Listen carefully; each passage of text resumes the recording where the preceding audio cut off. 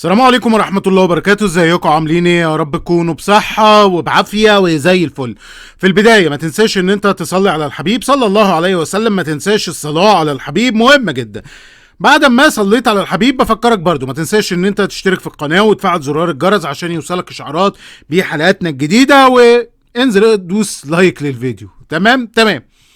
بعد الحلقة اللي فاتت لما انا اتكلمت كده والى حد ما دافعت عن كولر، ففي حد كتب لي انت بتدافع عن المدرب وانت بتحب كولر ومش عارف ايه وهو مش فاهم حاجه ومش عارف ايه وكلام كتير كده. ماشي، انا هقول لك على حاجه مهمه جدا. حاجه دي مهمه جدا، ركز معايا. انسى يا سيدي ان كولر مدير فني للنادي الاهلي، ويا ناس يلي بتهاجم كولر خلاص كولر مدرب وحش. حلو.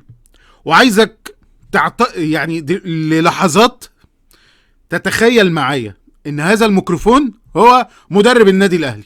خلاص كولر مش موجود، الميكروفون ده هو اللي بيدرب النادي الاهلي امبارح، والميكروفون ده امبارح كان بيدرب الاهلي امبارح في مباراة سموحة. وعايزك هوريك صورة تتأملها كويس وتبص فيها كويس، ثم بعد ذلك همشيلك بصور تانية. حلو. بص يا جدع الصورة دي وتأملها زي ما انت شايف. ادي الكرة فين؟ جوه منطقة الجزاء. حضرتك جوه منطقة الجزاء، ركز كده معايا والنبي في التفاصيل. الصورة مقسومة عندي زي ما انت شايف كده لمربعين، مربع فيه جزء ومربع تاني فيه ناس تاني. المربع الاولاني زي ما انت شايف كده في حارس مرمى وثلاث مدافعين، واحد واقع على الارض، وواحد لسه بيفكر هيروح للاخ محمد مجدي قفشه، وواحد ما تعرفش ايه يعني مصيره من الاعراب. وزي ما انت شايف كده في الطرف واقف وحيدا شريدا صلاح محسن. المربع التاني ملناش دعوه بيه لان كل الناس دي كلها بره اللعبه تماما، وكلهم بعيد عن الناس اللي احنا بنتكلم عنهم، يعني بعيد عن الجون وبعيد عن المدافعين وبعيد عن قفشه وبعيد عن صلاح محسن. ارجع لي ثانيه، شفت انت الصوره الجميله دي؟ وبعد كده شفت المربعات. تفتكر يا ترى هل ترى يا ترى يا هل ترى هذا اللاعب عمل ايه؟ يعني انت دلوقتي انا كلاعب قدامي اهو الدنيا اهي زي ما انت شفت. ايه اللي حصل؟ علما بان هذا اللاعب هو صانع العاب الفريق، يعني المفروض الراجل ذو اللمسه الذهبيه في النادي. طيب ارجع بقى تاني للصور. ادي عندك اهو بالطبيعي زي ما انت شايف بالسهل هندي الكوره لمين؟ لصلاح محسن، صح كده؟ ارجع لي معلش تاني. ولكن السؤال اللي بيطرح نفسه هنديها له ازاي؟ ده سؤال بيطرح نفسه. يا ترى يا هل ترى هنوصل الكوره لصلاح محسن ازاي؟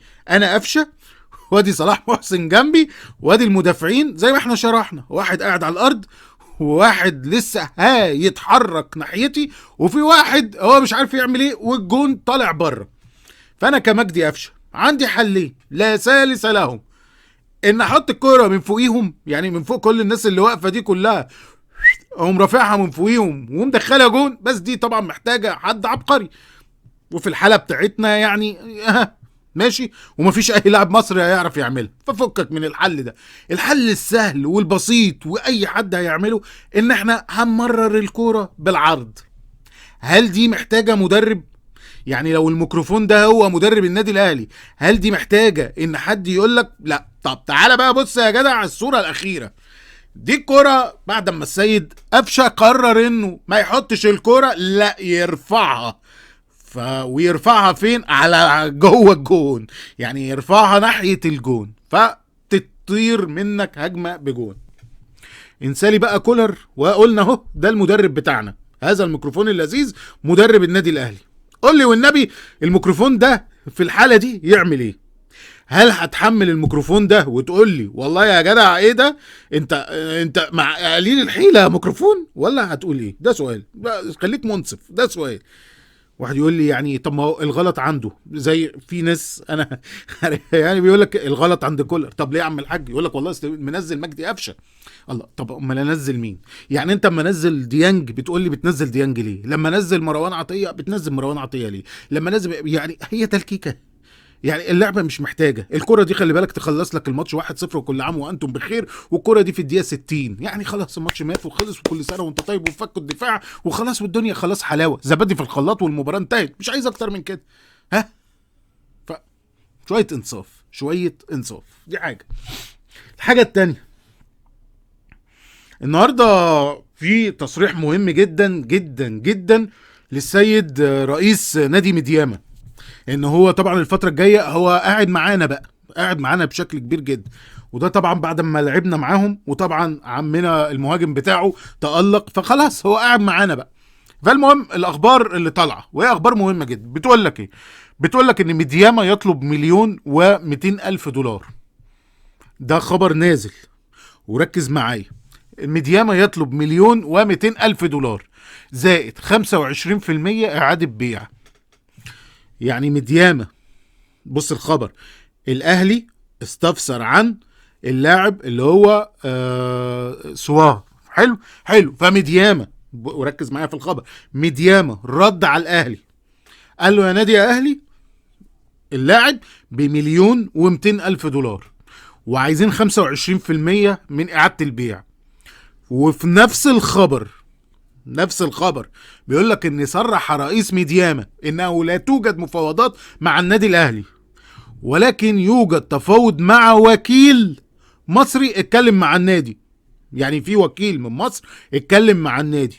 طب يا رئيس النادي، هل هذا الوكيل تابع للنادي الاهلي؟ قال لك لا والله هو مش تابع للنادي الاهلي.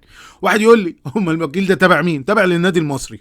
بس حط ده ما يهمناش دلوقتي، بس بص الخبر عامل ازاي، ان الاهلي يتفاوض وطلب اللاعب، فالنادي قال له ب1,200,000، فيطلع في نفس الخبر رئيس النادي يقول لك لا والله احنا ما فيش الكلام ده كله.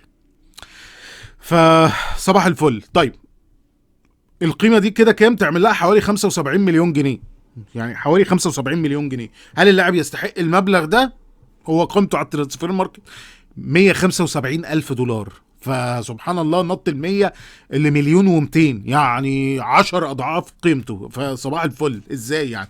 ده سؤال. السؤال التاني، هل هو فعلا النادي الاهلي عايزه؟ اقول لك والله الناس بدات تقول والله حلو نبدا نبص عليه، لسه انت في مرحله نبص عليه. نبص عليه دي بقى في النادي الاهلي بتاخد قد ايه؟ ممكن تاخد لها سنه 2 3، انت وحظك بقى، يعني هي بتمشي في الحته دي. ممكن في الاخر تبص عليه في نادي تاني لما يروح له، فانت هتتابع اللاعب زي كده ما قعدت تتابع لابا كوجو، زي كده ما قعدت تتابع مثلا اوباميانج قبل ما يطلع على الارسنال. خلي بالك اوباميانج والله العظيم ما ببهرج، اوباميانج كان جاي النادي الاهلي واحد المدربين يعني بدون ذكر اسماء قال لك والله ده لا يصلح للعب في الدوري المصري. يعني هو طبعا فعلا لا يصلح للعب في الدوري المصري ولا يلعب في الانجليزي يعني. يعني فاحنا مستنيين. تمام. طيب خالد بيبو أبلغ اللاعبين بالعقوبة، ودي تعتبر العقوبة رقم 4 في خلال شهرين. يعني انت في شهرين بس وقعت 4 عقوبات على لعيبة النادي الأهلي، فحاجة عظيمة جدا. طيب من الحاجات المهمة جدا اللي انا يعني بصراحة خبر ما فهمتوش بس محتاجك تفهمولي. بص كده معايا الصورة اللي حضرتك شايفها دي. ده بيقول لك اكد ايهاب الكومي عضو مجلس اداره اتحاد الكره ان محاولات فينجادا فشلت في الوساطه بين الزمالك وسبورتنج لشبونه. النادي البرتغالي متمسك بالحصول على الغرامه كامله دون تقسيط، خاصه انها 8 سنوات وما اتدفعتش، وهناك عرض شفوي ان الزمالك يدفع 70% من الغرامه وتقسيط الباقي. وهنا نطرح تساؤل مهم، او تساؤل لين. واحد، ما دور ايهاب الكومي في هذه الليله يعني؟ او ايه دور اتحاد الكوره في خبر زي ده؟ ايه علاقه اتحاد الكوره بخبر زي ده؟ السؤال التاني، فينجادا ايه علاقته برضو بالقصه؟ ماشي، انا ممكن اتفهم فينجادا، اقول لك والله الراجل يعني برتغالي وبيحاولوا، زي ما خلوا مثلا روي فيتوريا برضو هو كمان، زي ما خلوا الراجل برضو اسمه ايه بيتور بريرا برضو بتاع. اتحاد الكوره انت شغال ايه يعني انت ايه علاقتك بالقصه؟ تروح تخلي فنجادا يروح والنبي يتوسط لنا عشان الزمالك، تخلي الراجل بتاع اللي مش عارف ايه يروح والنبي ايه فيتوريا والنبي بس بص لنا. هو في ايه؟ هو النادي ما عندوش حد يعني بيعرف برتغالي ولا مش عارفين يترجموها؟ ما تبعت يا عم ده على جوجل، حط الكلام اللي انت عايزه في المربع، حط برتغاليه هيطلع لك، ابعته هيرد عليك. ايه الصعب في كده؟ وايه التدخلات دي كلها؟ هو الموضوع محتاج كل يعني الفيلم ده؟ يعني المهم، امبارح برضو الاخ حسام غالي طلع واتكلم كلام مهم جدا مع السيد ابراهيم عبد الجواد، وقال لك ان علاقتي بالكابتن سيد عبد الحفيظ علاقه طيبه وعمرها ما توترت، ولو قابلته في يوم من الايام هسلم عليه، احنا ما فيش اي حاجه. وقال لك ان الاهلي بيته وهو رحل الان ووارد يعود في اي وقت قادم يعني. قال لك تعرضت للسباب من الجماهير الاهلي وانا عضو مجلس اداره، رغم ان هذا لم يحدث وانا لاعب وكنت مصدوم. كمان قال لك لجنه التخطيط بالنادي الاهلي، خبر ده مهم، قال لك ان لجنه التخطيط بالنادي الاهلي تدرس كل الملفات بعنايه فائقه. ماشي. وامير توفيق مظلوم بشكل كبير وبيتعرض للهجوم كل فتره انتقالات. قال لك لا استطيع ان اقول انني مع او ضد رحيل موسيماني وسيد عبد الحفيظ، هؤلاء صنعوا تاريخ. قال لك انا لم اخذ قرار برحيل عبد الحفيظ ولم اخذ قرار برحيل موسيماني، وقال لك ان الامور في النادي الاهلي ما بتمشيش بشكل فردي. قال لك مفيش خلاف بيني وبين الخطيب، وانا كنت مسافر لما كنت في الفتره اللي فاتت، يعني كنت مسافر عشان ابني يعني بيظبط له حاجات دراسيه وكده.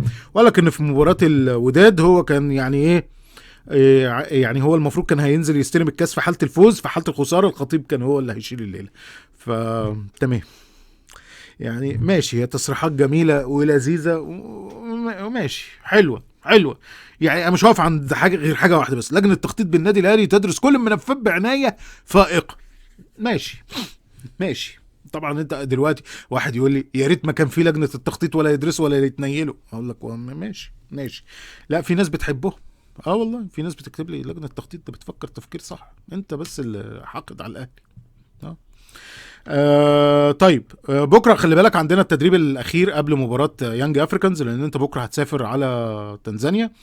هيتعمل اختبار لتاو اللي عنده اصابه في الضمه، طاهر عنده اصابه في الكاحل، متولي التهاب في العضلات، يعني كريستو برضو كده كده بره، وكمان عندك رضا سليم اللي جاله اصابه شد في العضله الاماميه، وهو عنده اصابه اصلا كسر في الترقوه. فصباح الفل، فصباح الفل عليك وعلينا. يعني تخيل انت لعيب مصاب فتجيله اصابه، ودي طبعا هذا لا يحدث في اي نادي في العالم. والله اللي بيحصل ده انا ما شفتش في حياتي نادي بيبقى عنده لعيب مصاب فيتصاب وهو مصاب. دي اللي جديده، دي اول مره اشوفها في حياتي، اول مره اسمع الحوار ده. انا اعرف ان لعيب مثلا كان مصاب رجع من الاصابه اتصاب تاني، انما لعيب مصاب فيتصاب تاني او يتصاب اصابه تانية دي جديده بقى، دي جديده عليا، دي اول مره اشوفها، وغالبا عمري ما هشوفها، لان طبعا هي ما ماشي عندنا هي بتوع لجنه التخطيط اللي بتاخد كل الملفات بعنايه فائقه. فواضح ان في عنايه فائقه بشكل كبير جدا. فصباح الفل عليكم وعلينا، السلام عليكم.